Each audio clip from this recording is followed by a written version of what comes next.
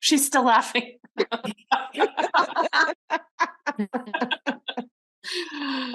That's so funny.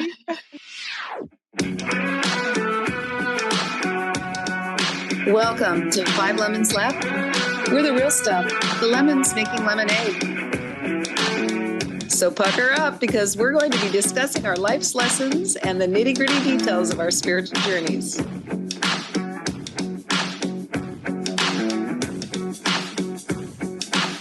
Hey y'all, I'm Amanda.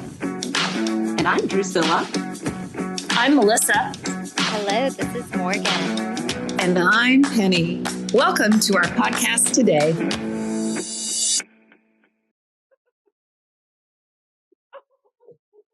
Welcome to another episode of 5 Lemons Laughing. And we are doing our New Year's words of the year intentions. We're doing a reboot, a check-in.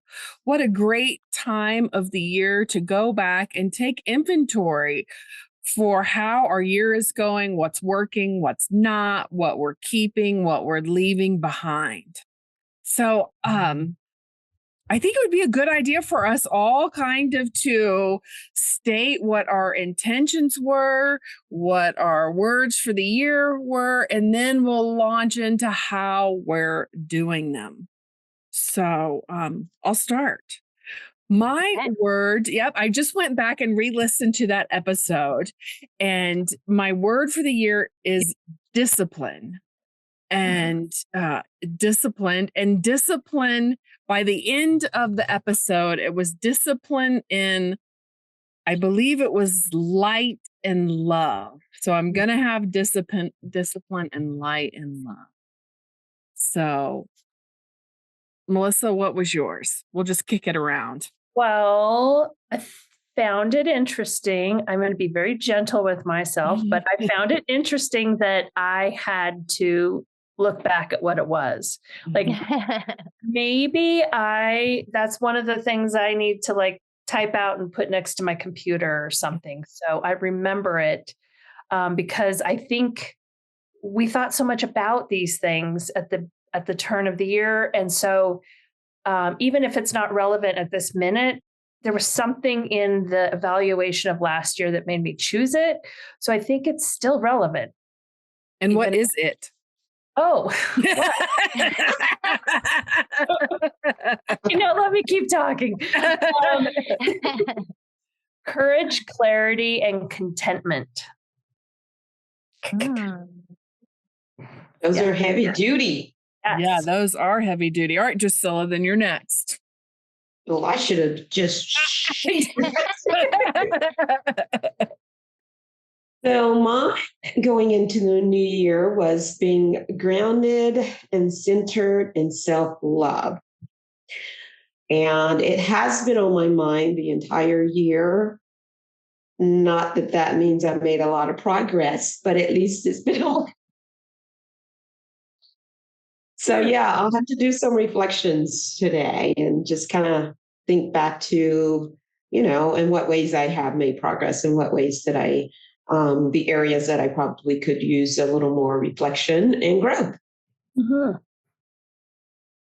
Yeah, and you've brought that into several episodes over the past year. So I do see that coming up as a recurring theme in your life this year. So beautiful. I did not speak out a word for the year on our episode, but one, I actually didn't pre-contemplate it when we did that episode, the very first episode of this year. I think it was called Conscious Beginnings or something like that, if you want to go back and listen to it. But as we talked through the episode, what came to me was faith and trust. So those were my unspoken out loud to you, all the audience's words for the year, faith and trust. So Morgan, since you're already talking, why don't you start us off how you're doing on faith and trust? Start us off on the check-in. Okay, I will. Well, and one other thing that I did speak about on that episode was an intention, which was to follow the A Course in Miracles reading plan that I created a daily reading plan for reading a few pages of the text each day and doing one of the workbook lessons each day. And it's so funny that that was the intention that I did speak out on the episode. And it was based on the reading plan that I myself created and shared with others. And I let go of the daily text reading. It's my third time through the course, but it's the first time that I've attempted to do them both together at the same time. So I'm sorry to interrupt. When you mean the course, you mean the lessons or the reading?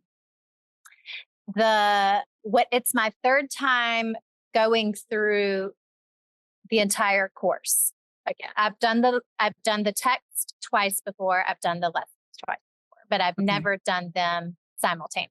Mm-hmm. And this year was my first attempt to do that. I was like, oh, I've done them before. I can do it this quickie version where I just read a few pages of the text each morning and one of the workbook lessons. And I found that it was stressing me out and I wasn't getting as much out of it because it was a have to do this thing. And I couldn't really sit with the text or sit with the lesson. It was something I was trying to get through because I have felt, I have my morning quiet time, as I've shared about on this show before, has gotten a little bit smaller. Like the time that I have to myself has gotten shorter. So, it became a source of stress and not a source of connection, which is what it was intended to be. So I gave myself permission to let that go. And so now I'm just doing the work. So that's one update I can provide. And so there's not too much from me. And in this moment, I'm going to pass it around and we can come back for my faith and trust update. Who wants to give an update? All right. Well, I can go. I kind of wrote about it because I was like, oh my gosh, I forgot about those. I need to kind of sit with this. So, courage, I feel like I am like that is in my daily life, like stepping into things, making decisions about things that have been kind of rumbling around. So, that is definitely in my day to day. The other is clarity.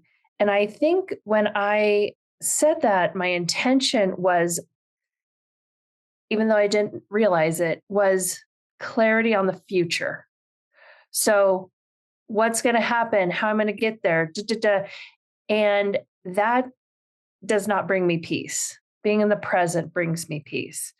So I was just thinking the clarity of like what's happening next, reaching out, is not where I want to be. I want to be in the body feeling of being in the present and really being clear that I am completely, it's just this minute, it's just this day, and I'm here present.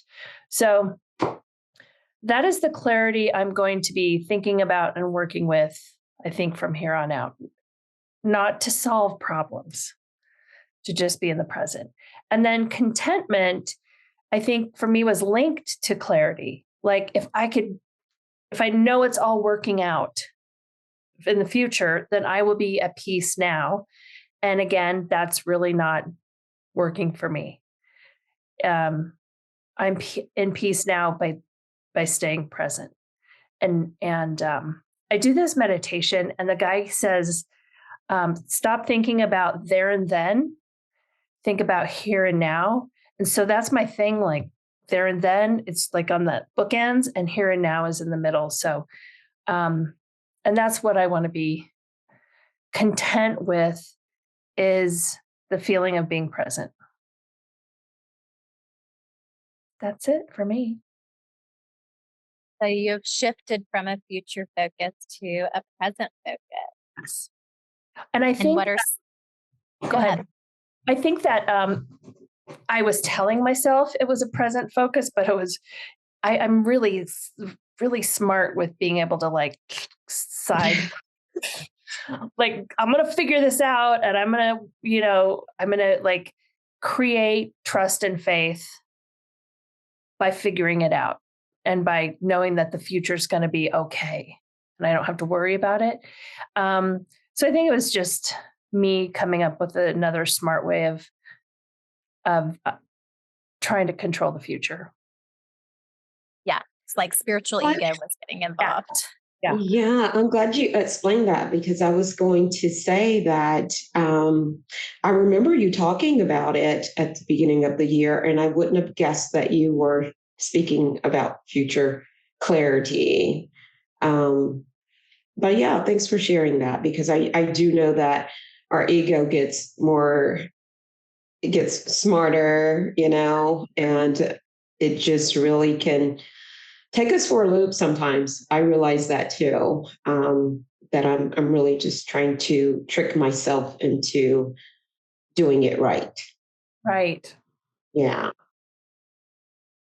Thank you, little ego. Well, one other follow-up question I wanted to ask you, Melissa, was could you give us some examples of where you've demonstrated courage so far this year? Well, we decided to move to Greece. And while I was in Greece, I wrote down how I wanted to feel and what I was feeling there. And so I didn't come back and backstep because I was getting fearful. And so that has taken courage. It's taken courage to, my mother's just got really sick last week. And it's taken courage for me to go, this is what I still want to do, even though my mother, is getting older. And I have those the voices in my head saying, you should stay here. You should for your mom. What if something happens to her? And so it takes courage for me to I really know this is what we have to do. And this is what I want to do. And, other people's opinions and other people's words, I've had to keep my focus. And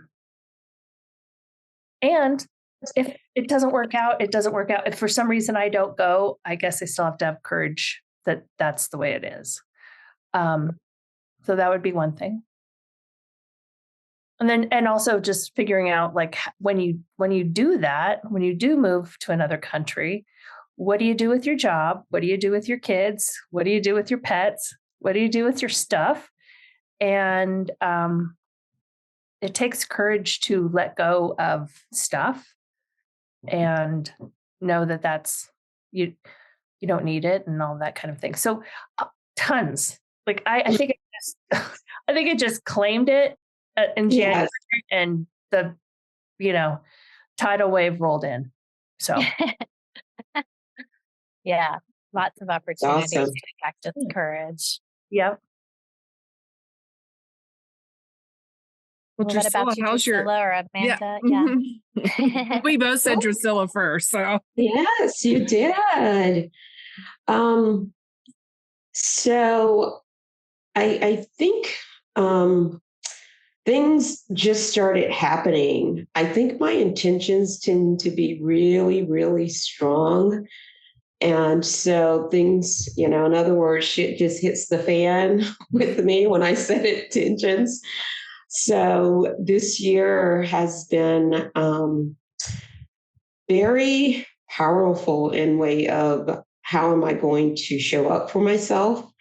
One very close friend of mine is no longer in my life, at least not at the moment.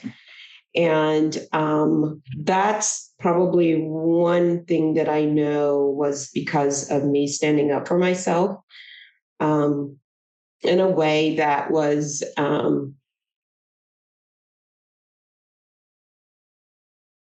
how do I want to explain it? A way that I don't think she valued how I show up for her. And and me realizing that she doesn't show up for me in ways that I need for her to. And so, yeah, that was probably one of the first things, because that happened very early on in January. Something I would say recently that I was able to kind of dance around it, and I think I made some really good decisions about it, was the fact that my birthday was this past weekend. And usually everybody's asking what I'm doing for my birthday. And because everybody's asking, then I try to maybe appease people, make sure that their expectations about what I should be doing for my birthday, that I'm meeting those expectations and all of this stuff. And so what I ended up doing is just having very small, intimate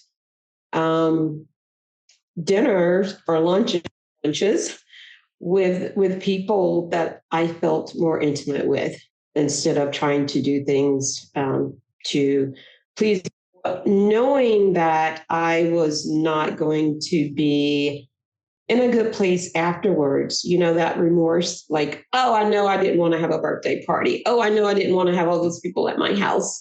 Oh, I knew. And so that was one way that I just reflected on yesterday with someone, that I was so glad that I chose to celebrate my birthday with people that I feel, only with people that I feel very close to, and in settings that were comfortable for me and that I really, really enjoyed.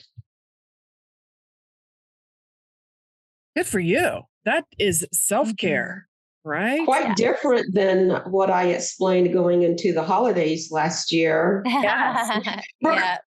Yes. Yes. And that's usually how it is for my birthdays as well. So I just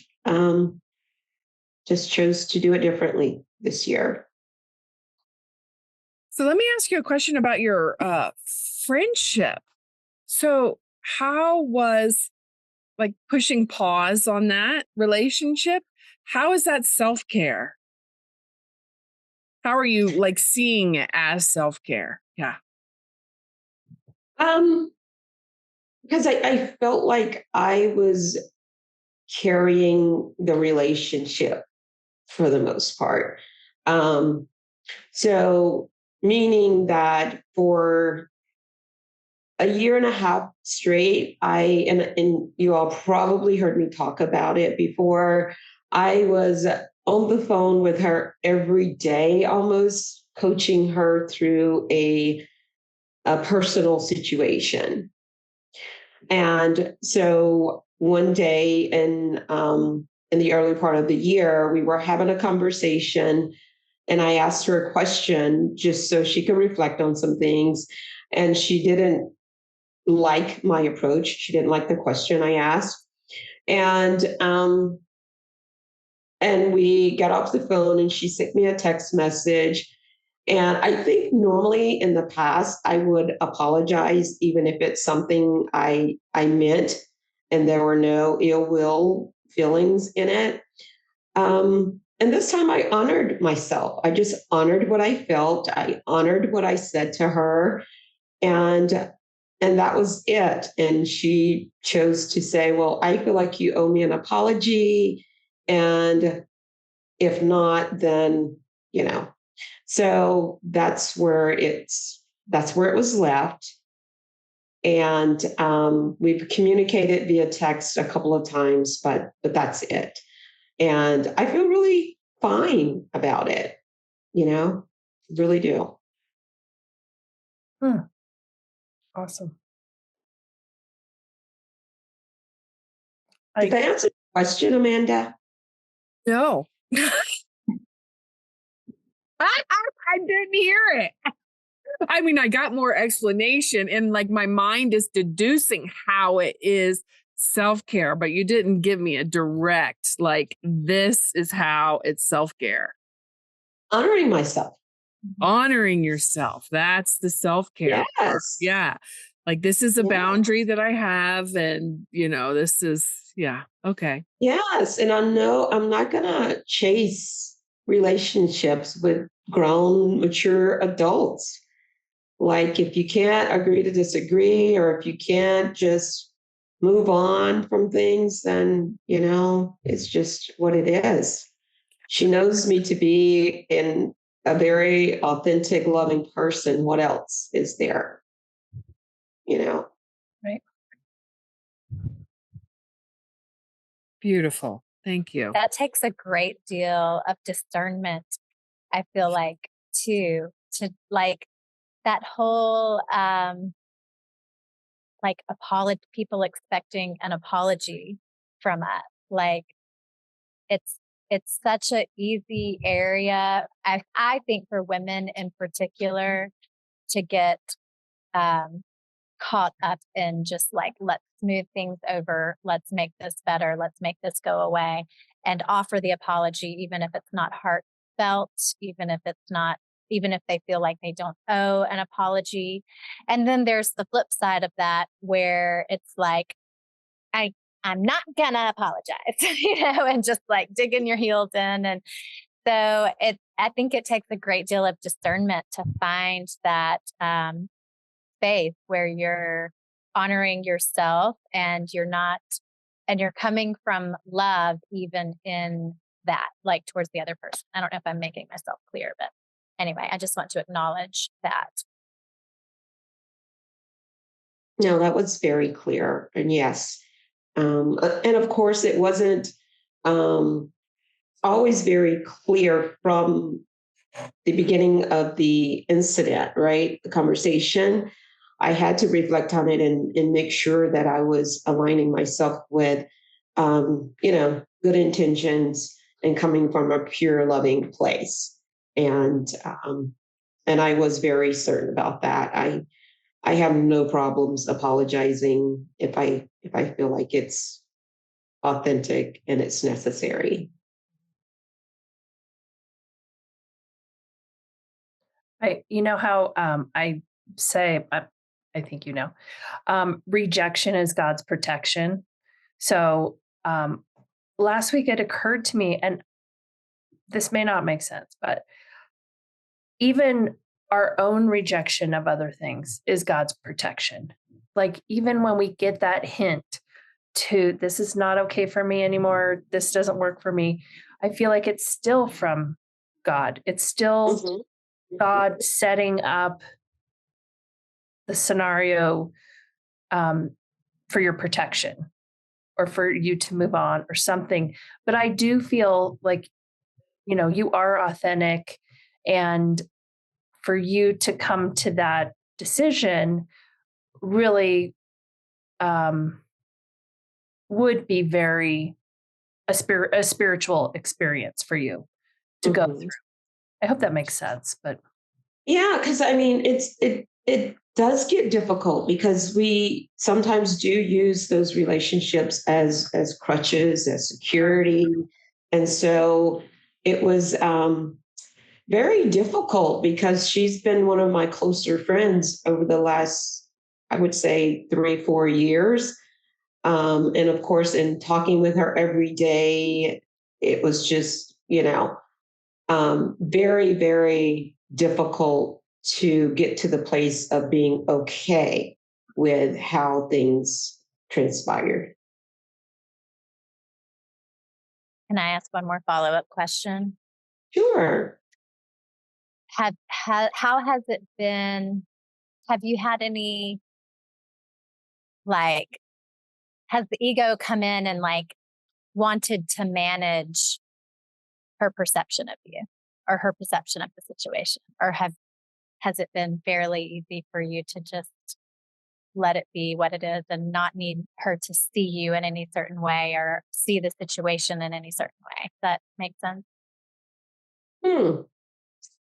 I haven't had many grapples with my ego over it. A mutual friend, called me just last week, and to talk about something else. And then she also mentioned that I just want you to know that that person misses you a lot. She misses talking to you every day. And I said, that I miss her too. And I don't hold any ill will towards her. And that was just it. And I really don't. I just felt in that time, just kind of what you explained, Melissa, I felt that it happened, and it happened with a purpose, and I felt strongly about that. So that it was maybe just a season. And yeah. Beautiful. Thank you for sharing all of that with us. Yeah, that was beautiful. So mine was discipline. The word of the year was discipline. And I went back and re-listened to the episode today. And even at the beginning of the year, I was like stated it, and then I started walking it back. Walk it back, walk it back, walk it back. And it's so funny towards the end of it, with everybody sharing, it came up discipline and love and light. So in that vein, I feel I've done pretty good because I made my topic vague enough. I gave myself enough room to be successful in it, right? So I have cultivated love in my life. Lightness and being kind, love and light. So I have been very disciplined in that. And I did mention, like, I would like to do yoga. I would like to be fit. I would like all of these things. So I'm not claiming all of those because, like, that discipline has not manifested yet. And it's interesting that, I'm going, even before going back and listening to it, like, I'm circling back around to wanting to be fitter, right? Wanting to be able to move throughout my day, with not very much strain, like to, eating better and all of that stuff. So it's super interesting because I didn't even think I had totally forgotten about discipline because I've been talking about clarity, like clear communication, compassionate communication is my theme for the year. I forgot about discipline. So I think this is a great turning point since I kind of forgot about what my word of the year was. Is so, like, what I am leaving behind for the next 6 months. Not that I'm leaving behind discipline, but I'm just claiming that it wasn't at the forefront of my mind, right? I'm not going to beat myself up about it. I'm using the discipline of self-love to not beat myself up about it. And also recognize, like, clear communication is really what I've been committed to. So I have had discipline in clear communication, right? So claiming that. And so the second half of the year, I'm just doubling down on clear, compassionate communication. And we spent this previous episode, we talked all about that. So my question to all of y'all is, like, is there anything that you're leaving behind? And what are you bringing forward? And I know all of us kind of mentioned that, but just kind of restate it, just to claim it really clearly, what the next half is holding. And Morgan, I'm going to put you on the spot since you got at the beginning of the year. We kind of just didn't. You were last, and we kind of glossed over, holding you down to commit to something. Yeah. Holding me accountable. That's okay. So faith and trust came up, and it continues to be a theme in my life, probably everybody's life. That's probably not unique, but I have had several large opportunities to demonstrate faith and trust. The first one being in 2005 when I moved away from my family, away from my boyfriend at the time, to Santa Rosa Beach, Florida. Didn't know a soul there. And so that was, and nobody wanted me to do it. My parents didn't want me to do it. My boyfriend didn't want me to do it. So, but I knew that was the way I was being guided. And so that was one of those big displays of faith and trust. And then the other obvious example is when I quit my really successful, lucrative career, cashed in my chips, and moved here to Costa Rica almost 2 years ago. So I have these big markers, and I think I've leaned on them and thought, like, I have great faith and trust. Look at this example. Look at this example. I've got faith and trust in the bag. And what I've been realizing that is such a aha, and also so obvious, is that it is a moment by moment, day by day practice. And like those bigger moments were almost easier than like realizing that like every day I have to like leap and the net will appear. Like every moment I have to do that. And so what my faith and trust focus has, how I have worked with that is, for one thing, I've had to get really zoned in on what my goals are and what my purpose is. Coming back to that, like, divine blueprint for my life, if you want to use some of those types of words, because it's real easy to get sucked back into society's expectations. Like, even if I've made these big life changes and made these big decisions and have decided that I'm going to live like an alternate lifestyle that's not the status quo, like, it's real easy to get sucked back into that way of thinking, like, oh, but where's the money going to come from? What am I going to do to make money? How are we going to live? How are we going to save for retirement? Like, all of the, like, having to figure it out. It goes back to kind of your share, Melissa, about clarity and contentment and all of that. And so just coming back to my goals, which are really all spiritual goals, and remembering that my only goal is God. And it's been just a constant practice of reminding myself of what my true focus is, and letting go of those worldly goals, which show up as fears and worries and anxieties, letting all of that bullshit go and just recentering, refocusing over and over and over again. My only goal is God. My only goal is to be truly helpful. My only goal is to, fulfill my divine, highest and best divine purpose for this life, my dharma, whatever that is. So, and then with that focus, like, just the perfect spiritual ahas and insights and books and quotes and people have like come into my life to just reinforce, like, I mean, I've shared on this show before, like in the 7 spiritual laws of success, he talks about in uncertainty is where our security lies. In uncertainty is where opportunity lies. And it's an indicator that you're on the right track. So, like, that's not status quo. Uncertainty is a big boo, like, in society. You know what I mean? Like, what's your 5-year plan, Missy?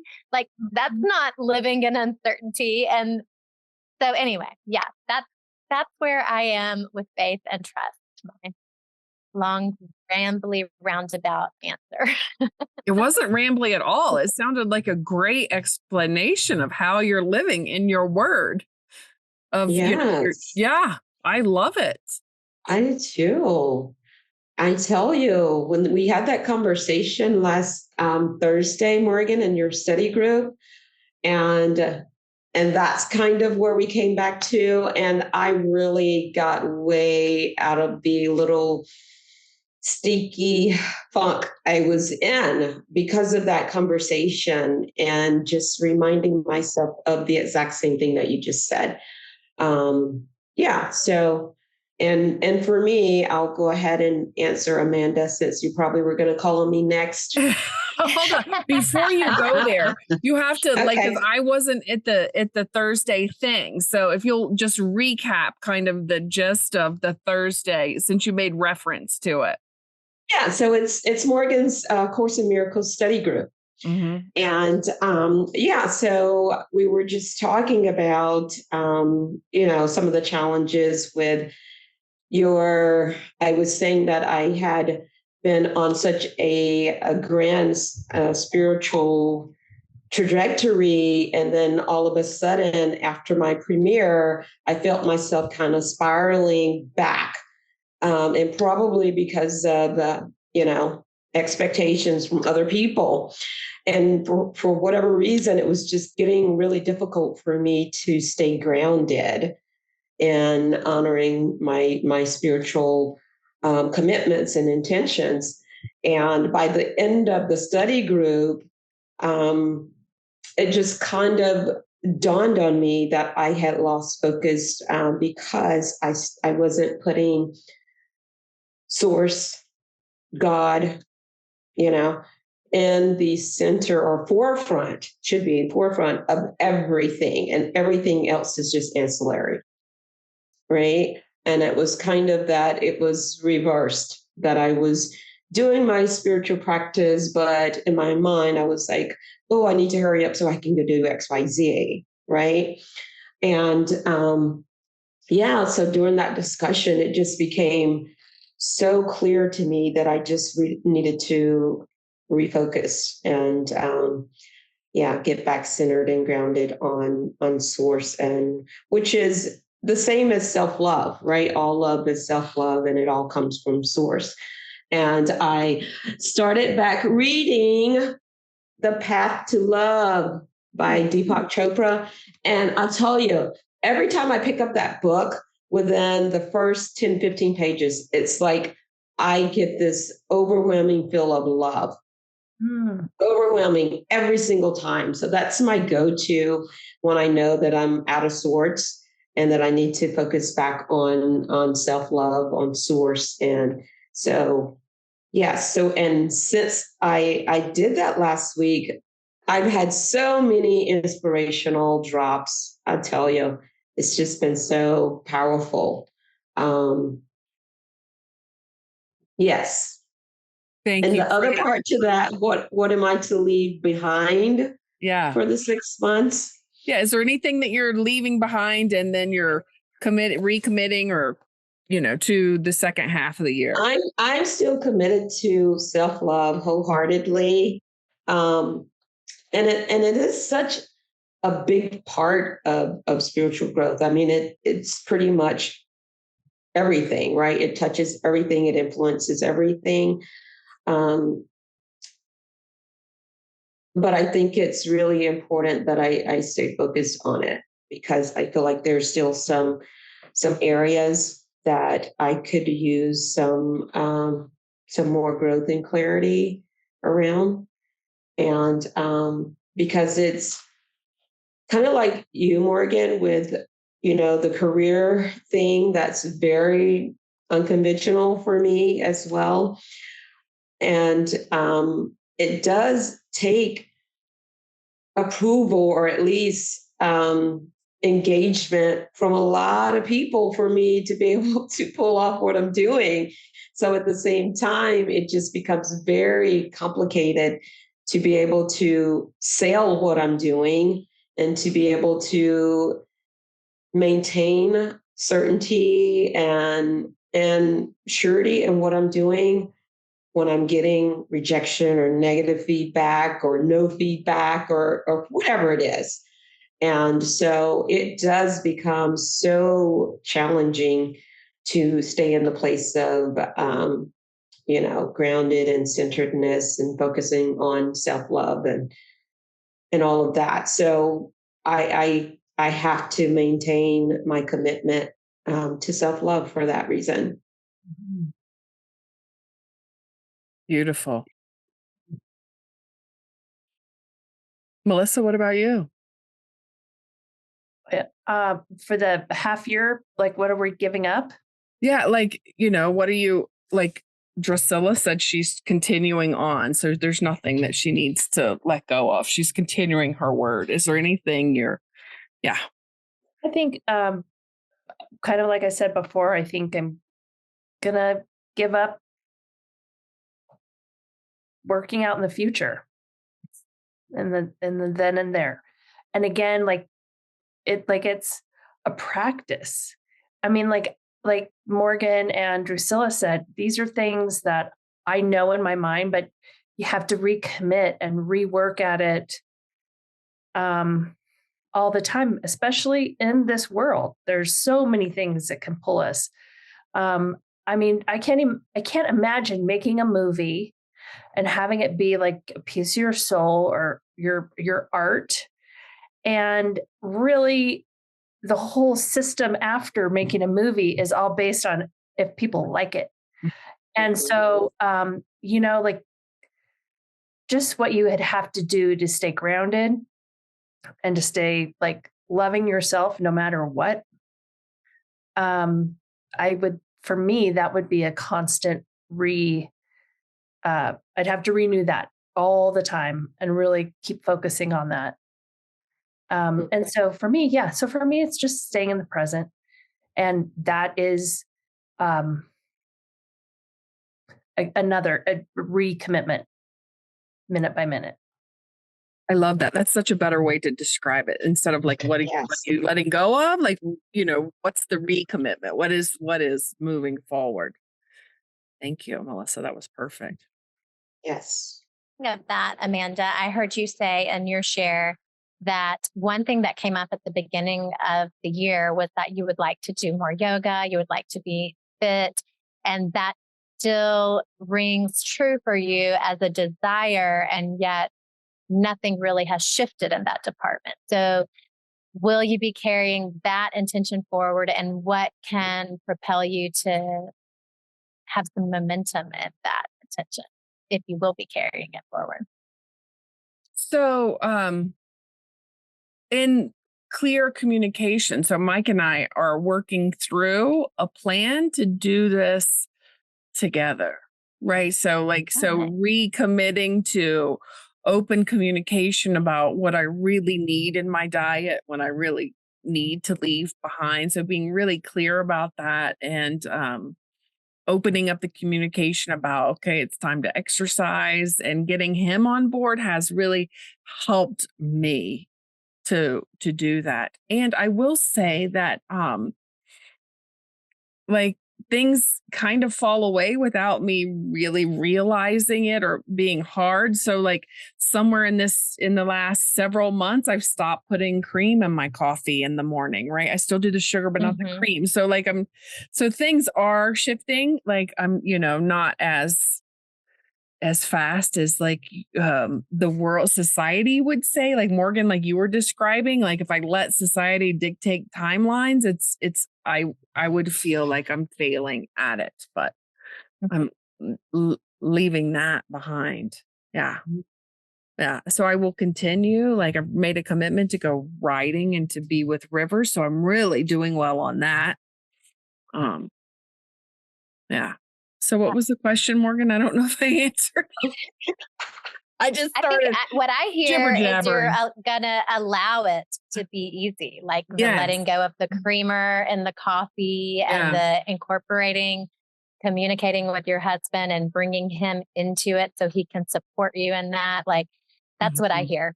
Yeah, that's what I'm committing to. Thank you. And do you still feel connected to the word discipline? No. I don't. That's very pushy. I mean, not hard on yourself. Yeah. I could see some resistance around that word if I had that word for the year as well. Yeah. Even when I was walking it back, right? Like I could, I knew when I was saying it, that was my ego wanting that word to be the word of the year, right? It really was me forcing that on myself. I think that's what we all kind of heard too. And I think it's a constricting word. For me, it is. Yeah. Yeah. And rather than an expansive situation, like Morgan just said, like the things that just naturally fall away, and then the self-care that you're doing. And so is there a word more appropriate, like really what you're doing now? It's clear, compassionate communication, right? That's it. Awesome. That's what I'm recommitting to, because I've been talking about that all year as well. Mm-hmm. And it's so funny. And I love that we don't have to box ourselves in. Yeah. Like whip ourselves for not doing whatever. Yeah. So to all of our listeners out there, what are you recommitting to? What do you, if you are leaving like discipline, I'm just leaving it behind. And I'm doubling down on clear, compassionate communication.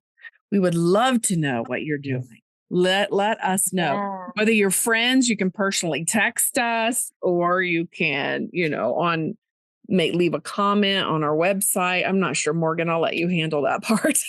Exactly how else they could communicate with us.